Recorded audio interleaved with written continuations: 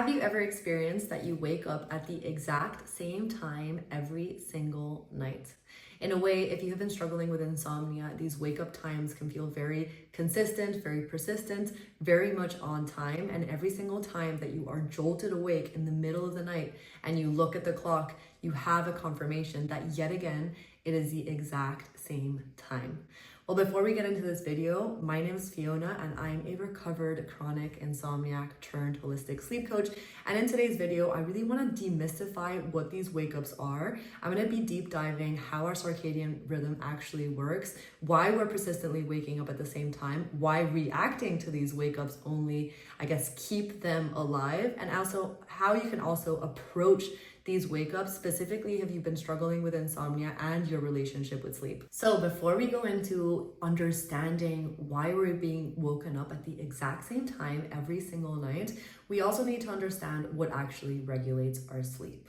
And I know you may have read quite a lot of information out there around having perfect sleep hygiene or even good sleep habits, but let me please remind you that sleep is a completely passive process that your body knows how to take care of completely by itself, and it is actually only regulated by three main components that are internal mechanisms of your being, and these are your circadian rhythm, which we're going to be discussing today in a little bit more detail, your sleep need, which is your individual need for sleep. This can oscillate between 6 to 9 hours. And then also your sleep drive, which is the accumulation and the need for sleep, or your sleep pressure that is accumulated throughout the day. So what exactly is our circadian rhythm? And I personally find this topic fascinating, to be honest, because I truly believe that everything that we do and everything that regulates our body truly is geared towards our personal survival.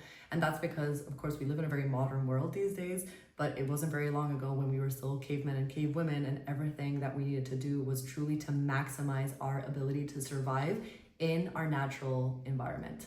So our circadian rhythm is our internal body clock. It has around 24.2 hours to it, so it isn't actually a perfectly timed 24-hour clock. However, it is almost regulated on a day-to-day basis based on daylight hours and different clues and cues from our environment that are called Zeitgebers, which in German translates to time givers, which help regulate our system and help tell us when we should feel sleepy, when we should feel awake, when we should feel hungry, when we should feel not. And this truly all works hand in hand in order for us to maximize our survival, so that we can be at par with our natural environment, so that we can sleep when we need to sleep, when it's dark outside, and that we can be awake when we should be awake, because we need to hunt, gather, procreate, etc. Our circadian rhythm also goes hand in hand with our chronotype. So this is actually what indicates whether or not you are more of a morning person, whether you're more of a night owl. And the reason why that also is important is because we used to truly our survival was based on the survival of our tribe, and we needed to maximize our wake up hours so that at any given point during the day or even during the night, there could potentially be someone in our tribe or in our group that was awake and actually ward off any potential threats. Second to our circadian rhythm, I also want to remind you that actually everybody wakes up in the middle of the night. And that is because our sleep cycles only take 90 minutes. And because we want to maximize our survival, our body actually wakes us up at the end of every sleep cycle in order for us to almost scan our physical environment and actually protect us from anything that could potentially be threatening to our survival. However, most of these wake-ups you can't actually remember, but let me guarantee that everybody wakes up in the middle of the night. The difference between your wake-ups that you remember and the ones that feel persistent and very annoying and frustrating and the ones that you don't remember all comes down to how we react to that experience, which I'll get into shortly. Before we understand why we're actually, experiencing and actually remembering these wake-ups, we also need to remember that insomnia is this perceived threat of wakefulness. We live in a world where sleep is such a strong buzzword, and we're constantly being bombarded and reminded that we need to have 8 solid hours of deep, uninterrupted sleep in order for us to feel worthy, awake, whatever, fill in the blanks. And that isn't actually true. Like I said, honestly, everybody wakes up in the middle of the night. Even if you kind of go to the bathroom in the middle of the night, these are completely normal occurrences.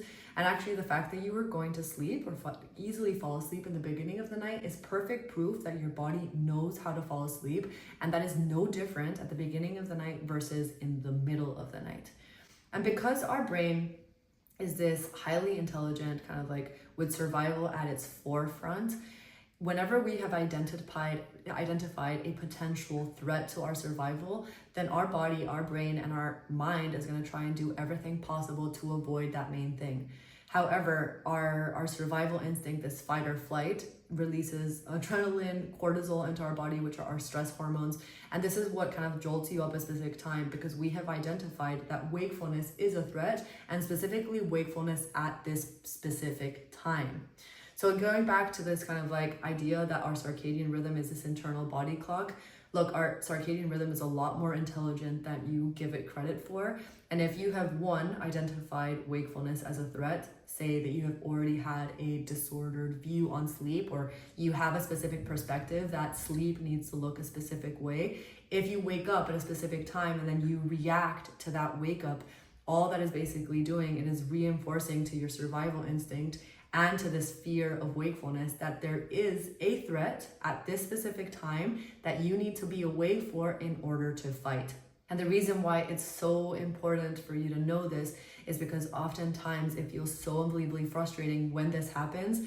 But I truly want to encourage you to remember that your body is doing this for you, not against you. Like, I know that it feels like everything is working against you. Why are you feeling anxious again? Why are you feeling a specific way? But all of these thoughts, feelings, and emotions are actually a very normal part of your body truly trying to keep you safe, even though it feels like quite the opposite. Now that you know that it all comes down to how we react to wakefulness, that is where you want to try and work on the opposite. I'd say that insomnia is this, I guess, bigger umbrella term around this experience where, yes, on a day-to-day basis, we're always trying to work on our direct relationship with sleep and also wakefulness.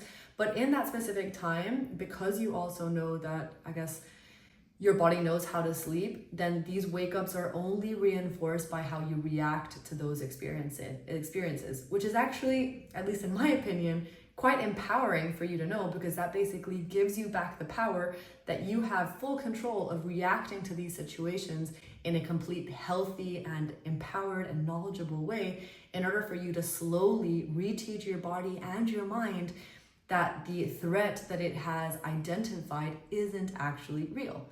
So you may be asking yourself, how do I actually do that? And number one, I would say I would completely remove the need to check the clock. And that is because when we are checking the clock, we are simply reinforcing to our internal body clock that there is a threat at that specific time. Regardless of whether or not you're reacting badly to this experience, any kind of clock watching in the middle of the night, beginning of the night, early hours of the morning, are all only reinforcing this need to monitor and control sleep, because we have created this narrative that 8 hours of sleep is the only valuable sleep that we are ever gonna, I guess, have to get. So really, I would encourage you, stop looking at the clock. Perhaps even, I guess, remove any clocks from your bedside table, remove the phone from anywhere near you. And then step two is to work on how you react to that experience. I also know that this isn't always possible. I know that if you're waking up in the middle of the night, at least from my own experience and from what I hear from my clients, oftentimes you feel so unbelievably frustrated, you feel anxious, you feel sad, you feel angry. And let me tell you, it is completely valid for you to feel this way. And that is because not only have you identified wakefulness as a threat, but you also have a fear of that fear and the fear of this continuously happening. So those are going to create so many different emotions and thoughts, and 100% anxiety, anger, sadness, you name it. It can be a kind of huge amount of emotion around this experience. And insomnia recovery and these wake ups specifically are not asking you to completely avoid this situation. What it's asking you to do is, how do you meet the situation and not try and escape it? So oftentimes when we're woken up at, like, say 3 a.m., you're trying to avoid the uncomfortable thoughts, you're trying to think specific things, you're trying to control yourself to sleep, you're counting sheep, you name it, you're basically doing everything possible in order to induce sleep. But again, sleep cannot be controlled. And this is where the idea around befriending wakefulness truly is so unbelievably important, because befriending wakefulness is giving you back the power that, because sleep can't be controlled, what else can you actually do in this situation? How can you take back control of this time that you have been given in order to make yourself just 1% more comfortable? And then I know that there are also the possibilities of you monitoring the time in a different way. I've also had clients say to me like, well, I'm trying to befriend wakefulness, but I'm watching Netflix and I can see how long I've been awake based on how much of the movie I've watched. Or it's summer where I'm living and the sun is coming up early hours of the morning and I'm always awake at that specific time, and I know that I only have a few more hours to sleep. And this is where this element of true kindness and compassion comes in. So this would be like step number 3, that if you feel like there is monitoring, like how can you just become aware of it without actually pushing it away? You can say to yourself, instead of like, oh, why am I awake at a specific time again? How can you actually meet that thought with like, okay, thank you for warning me of a potential threat. I'm going to do something else with my time because I can't make sleep happen. Anyway, I hope this video in some way helped you. It answered some questions, and if not, or if you have any other insomnia related questions, please go ahead and drop them in the comments and I promise to get back to you. I release videos on a weekly basis, so if you like all topics sleep and specifically insomnia and how to recover from insomnia holistically, then go ahead and just kind of subscribe and also like this video, as it really helps me get the message out to more and more people. Thank you.